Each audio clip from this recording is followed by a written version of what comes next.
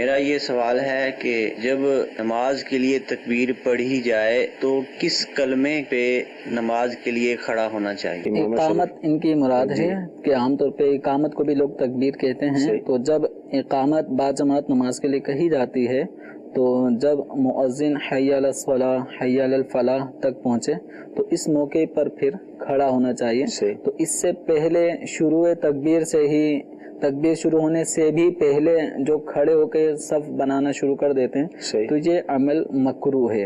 کتب فقہ میں فقہ حنفی کی کسی بھی کتاب، نور العزا یہ ابتدائی کتاب ہے، یہاں سے لے کر آپ فتاوی قاضی خان تک کی جملہ کتب کو بھی اگر آپ دیکھ لیں سب کتابوں میں اس مسئلے کو واضح طور پہ بیان کیا گیا ہے کہ اقامت کے شروع میں کھڑا ہونا مکروہ ہے. یہاں مکروہ سنت مکروہ تنزیہی ہے، بچنا چاہیے اس عمل سے.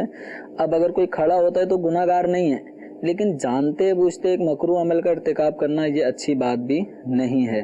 تو جو مستحب یہ ہے کہ اقامت کے وقت بیٹھا جائے، جب مؤذن حی علی الصلاۃ حی علی الفلاح کہہ رہا ہو اس وقت پھر مقتدی کھڑے ہوں. ٹھیک ہے. اور اگر امام بھی اس وقت موجود ہے تو امام بھی اسی وقت مطلب کھڑا ہو جب حی علی الصلاۃ حی علی الفلاح کا کہنے کا موقع آ جائے.